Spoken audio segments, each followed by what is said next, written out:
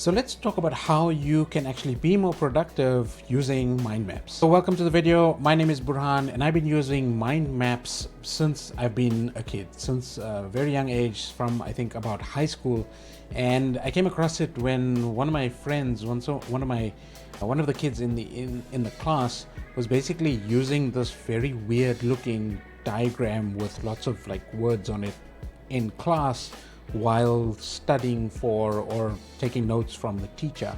And I ended up asking him what that was, and he gave me this concept of brainstorming or mind mapping. And I asked him, well, how does it work? And he basically explained it to me. And so that's the purpose of this video, but I also want to go a little bit deeper and tell you how it's actually helped me to, one, study and learn things, and a bunch of other things. I want to show you how this concept, how mind mapping or brainstorming has actually helped me in my business, helped me in my studies, helped me get my university degree, helped me throughout my life at various points for various things that I was working on. So that's what's happening in this video. And if you like the video, definitely hit the like button, and that's going to help with just reach on YouTube, and also hit the subscribe and the notification bell if you want to watch more videos like this. So let's get right into the video. Why is mind mapping helpful? Well, for one, mind mapping actually helps you get a little bit more organized. Mind mapping actually helps you get a little bit more organized in the sense that you can formulate your ideas, or just, throw up a bunch of ideas on a piece of paper or on a piece of software, which I'm going to show you in a little bit. And it's going to give you sort of free reign, almost like a blank landscape, to just throw out some of your ideas. And it works differently to a list, where, if you're using Notion and you're just making a list of things, sure, you can move things around and you can put headings and you can organize things that way. You can do that in a document as well.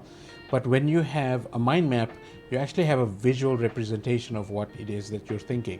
And so it gives you this creative side where, if you're doing it on a piece of paper, or maybe you're using your iPad and your pencil, then you can sort of use colors and you can draw pictures and you can do all of these weird things and be creative with your thoughts. And so that activates both sides of your brain, your creative side and your visual side. And so that's what it helps me for. I don't think of it in that way. For me, it's more like, just how can I very quickly just get all these concept ideas, group them together, get them a little bit organized so that I can actually formulate the thing that I'm working on. When it comes to like organizing your thoughts, because now you're dumping all of these things down, and you, depending on how you use your mind map or how you set it up, you're organizing your ideas in a way that can be grouped. So for example, and I'll show you an example right now, is if you're talking about cameras. Let's say you're doing a video for YouTube, and you're talking about cameras. And so, okay, maybe you need to categorize the cameras based on whether it's a crop lens or it's a normal lens, or maybe what type of lenses go with which cameras, or something like that. But then you can mind map all of those ideas so that you can start creating a flow in your video, if that's what you're creating, or in your assignment, or maybe as you're studying and you're putting all the chapters together.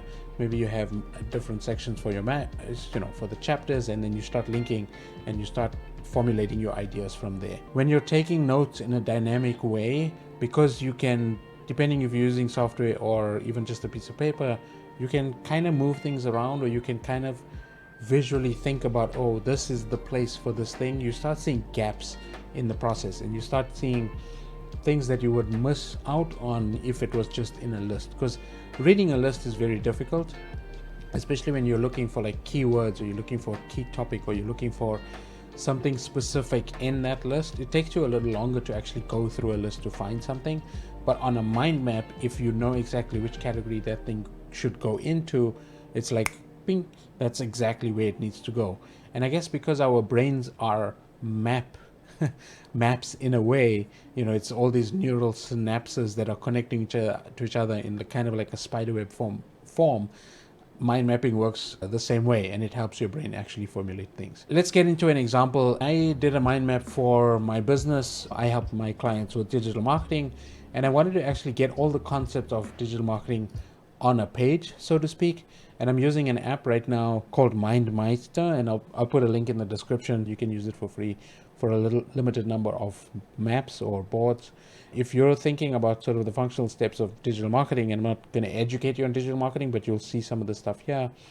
Obviously, one of the elements is, you've got tools and software, and up here you've got methods to attract your clients, to attract leads. You've got lead magnets that you may be creating, free things for your websites, or certain things that are going to actually attract people to your website or to your content. Then you've got ways to make money from digital marketing. So how can you actually build your business on the internet? You've got community support, which is kind of how do you support the people that are coming to you. And if you're building a community on YouTube, it's like, what can you do to support that community? Maybe you've got a Facebook group, or maybe you've got something like that. What are the different steps? So let's go through some of these. I've also got, sort of from a values point of view, this again is for my business, and so I formulated a couple of values. I've got some strategy pieces, tools and software, which I mentioned. We've got some equipment that you need as a digital marketer, and I've just got things for ethics and responsibility.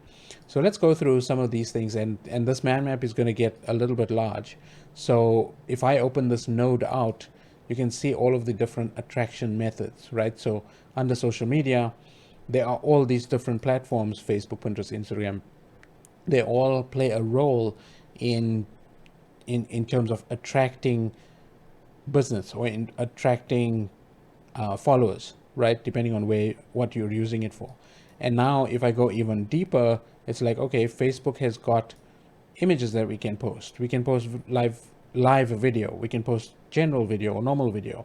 We can post stories. We can post text posts, right? We can run events on Facebook. And there's a whole lot of other things also that I haven't posted, or I haven't mentioned here. The Pinterest, they've got posts and videos, and I'm sure there's a couple things more on Pinterest that you can do as well. Instagram has got stories, reels, IGTV, carousel, live. And so this list basically is giving us sort of a full view, right?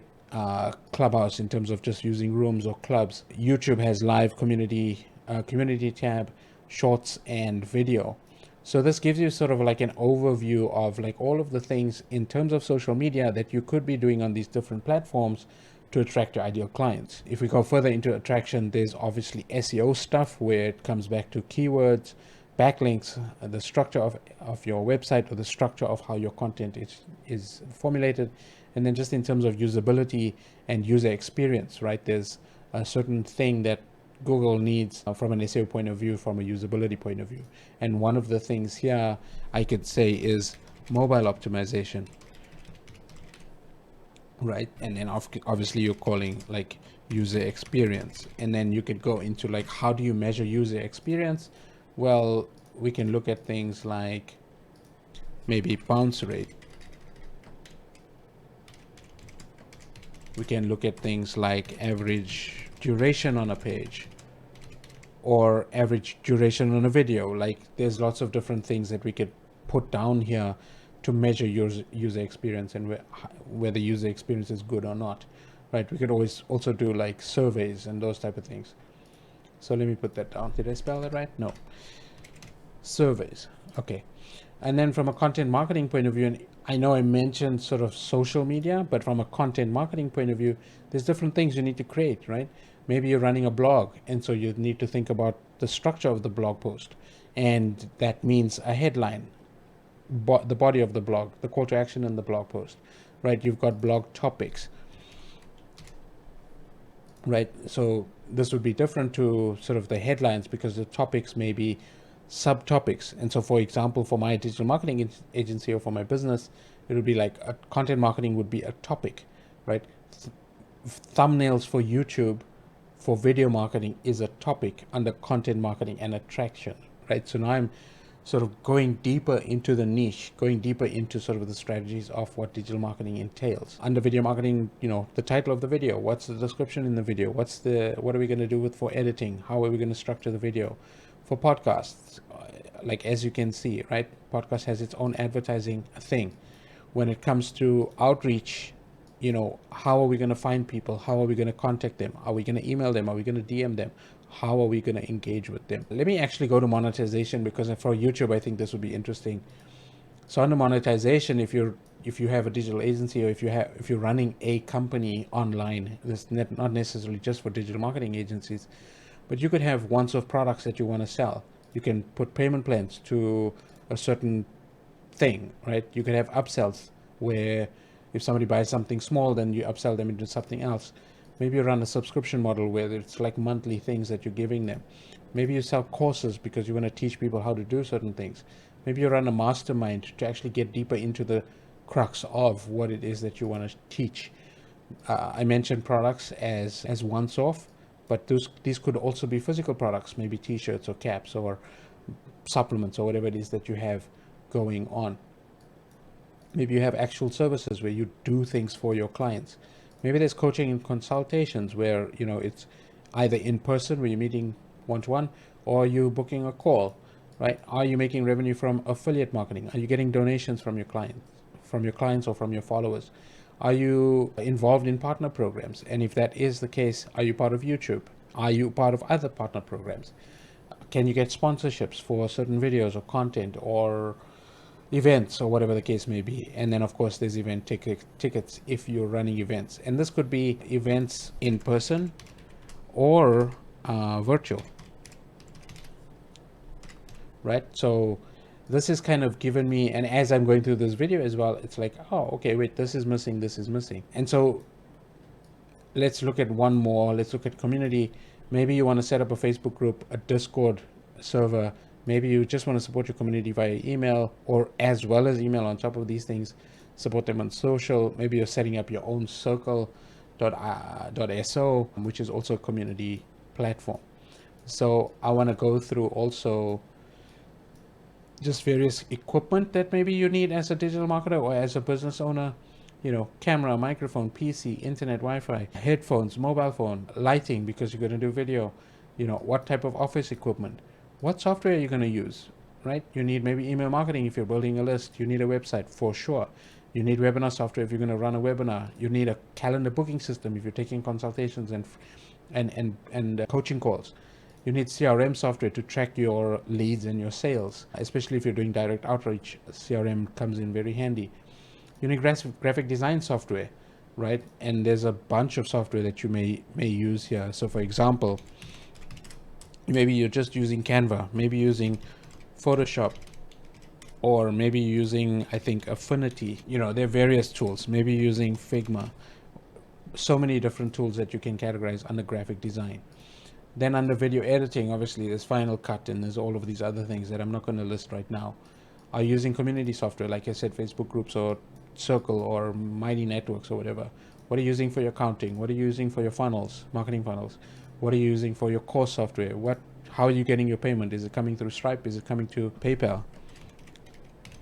Right? In terms of tracking software, how are you actually tracking your leads? How are you tracking your visitors to your website? How are you doing all of these things?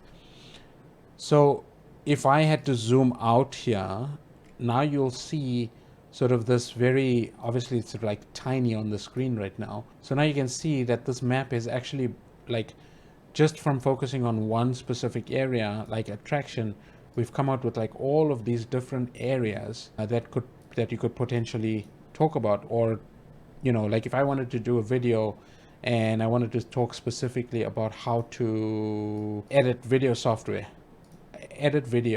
for YouTube, for example, then I could go here and say, okay, wait, we need some equipment because we need to record the video, and we need some software as well. And if I have different softwares listed here, maybe that video could be that. This is giving you sort of a broad idea, and I know this looks very daunting right now because now this is everything opened up, but now I can kind of see, from a digital marketing or from a business building online point of view, it's like, what are all the things that is involved in actually building this business or helping my clients in their business? And if they're looking for one specific thing, it's like, okay, do you want to run a podcast? Okay, these are things you need from a podcasting point of view, right? By no means in this is a full list, but at least it gives you an idea of what it is that you need, or what it is that you need to think about. If you're writing a blog post about digital marketing, it's like, this can be like a 3,000 word blog post because if you cover all of those main areas or the high level topics, and then you cover some of the subtopics, there you have all your ideas for all of the content for your blog post or for your video or whatever the case may be. And so that's how I use mind mapping in my business, and just to get my thoughts out of my brain. So I hope that was helpful. I hope that was useful.